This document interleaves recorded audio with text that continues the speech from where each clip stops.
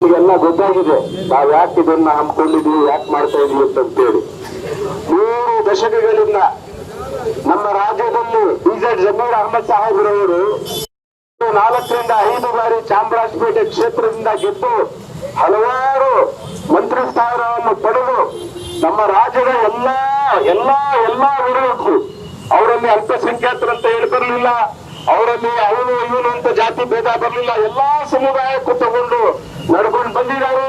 ಅವರಿಂದ ಸಾವಿರಾರು ಲಕ್ಷಾಂತರ ಬಡಬಗ್ಗರು ಎಲ್ಲ ಜೀವನ ಮಾಡಿಕೊಂಡು, ಎಷ್ಟು ಬಡಬಗ್ಗರು ವ್ಯಾಪಾರಿಗಳು ಜೀವನ ಮಾಡಿಕೊಂಡು ಅವರ ಹೆಸರು ಹೇಳ್ಕೊಂಡು ಇವತ್ತು ಪೂಜೆ ಮಾಡ್ತಾ ಇದ್ದಾರೆ. ಇವತ್ತು ಈ ರಾಜಕಾರಣದಲ್ಲಿ ಏನಾಗಿದೆ ತಾವೆಲ್ಲ ನೋಡ್ತಿದ್ದೀರಿ. ಮಾನ್ಯ ಸಿದ್ದರಾಮಯ್ಯ ಸಾಹೇಬನವರು ಏನ್ ಮುಖ್ಯಮಂತ್ರಿ ಆಗಿದ್ದಾಗ ಈ ರಾಜ್ಯದಲ್ಲಿ ಯಾವ ತರ ಒಳ್ಳೆ ಒಂದು ಆಡಳಿತ ನಡೀತಾ ಇತ್ತು, ನಮ್ಮ ಸಮುದಾಯಕ್ಕೂ ಸಹ ಎಲ್ಲಾ ಸಮುದಾಯಕ್ಕೂ ಸಹ ಹೊಂದ್ಕೊಂಡು ತಗೊಂಡು ಹೋಗ್ತಾ ಇತ್ತ ನಮ್ಮ ಸಿದ್ದರಾಮಯ್ಯನವರನ್ನ. ಏನು ಅದೆಲ್ಲ ಸಂದರ್ಭಗಳು ಈಗ ನಾವು ಮಾತಾಡಕ್ಕಾಗಲ್ಲ. ಅವರ ಬದಲಾವಣೆ ಮಾಡಿದ ತಕ್ಷಣನೇ ಈಗ ಅಲ್ಪಸಂಖ್ಯಾತರಿಗೆ ಯಾಕೋ ಒಂಥರ ಕಡೆಗಣಿಸ್ತಿದ್ದಾರೆ ಅಂತ ಹೇಳಿ ನಮ್ಗೆ ಅನಿಸ್ತಾ ಇದೆ.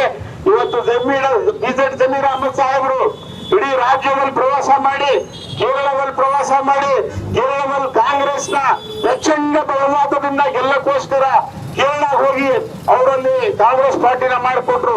ಇವತ್ತು ಕರ್ನಾಟಕದಲ್ಲೂ ಸಹ ಏನ್ ಇವತ್ತು ನಮ್ಮ ಸರ್ಕಾರ ನಡೀತಾ ಇದೆಯೋ ಇದು ನಮ್ಮ ಅಲ್ಪಸಂಖ್ಯಾತರ ಬಿಜೆಡ್ ಜಮೀರ್ ಅಹಮದ್ ರವರ ಮಾತಿನ ಮೇಲೆ ಇವತ್ತು 137 ಸೀಟುಗಳು ಬಂದು ಇವತ್ತು ಸರ್ಕಾರ ರಚನೆ ಆಗಿದೆ ಅಂತ ಈ ಸರ್ಕಾರ ಅರ್ಥ ಮಾಡ್ಕೋಬೇಕಾಗಿದೆ. ಯಾವುದೇ ಕಾರಣಕ್ಕೂ ಅವ್ರನ್ನ ಕಡೆಗಣಿಸಬಾರ್ದು. ಯಾವುದೋ ಒಂದು ಡೂಪ್ಲಿಕೇಟ್ ಸಿಡಿ ನಾನು ಇವತ್ತು ಪ್ರಶ್ನೆ ಮಾಡಕ್ ಬಯಸ್ತಾ ಇದ್ದೀನಿ. ದಾವಣಗೆರೆಯಲ್ಲಿ ಮಾಡಿರೋ ಸಂಭಾಷಣೆಯನ್ನ ಈಗ ಎಲೆಕ್ಷನ್ ಆಗಿ 2 ತಿಂಗಳಾಗಿದೆ. ನೀವು ಮಾಡೋರು ಕುತಂತ್ರ ನಡೆಸಿರೋರು ಅದನ್ನ ಏನಂತ ಹೇಳಿ ಒಂದು ಕುತಂತ್ರ ಮಾಡಿ ಅವ್ರನ್ನ ಅವಮಾನ ಮಾಡ್ತಿದ್ದೀರಾ. ಅವ್ರಿಗೆ ಮಂತ್ರಿ ಸ್ಥಾನ ತಪ್ಪಿಸೋಕ್ಕೋಸ್ಕರ ಇದೆಲ್ಲ ಷಡ್ಯಂತ್ರ ನಡೀತಾ ಇದೆ ಅಂತ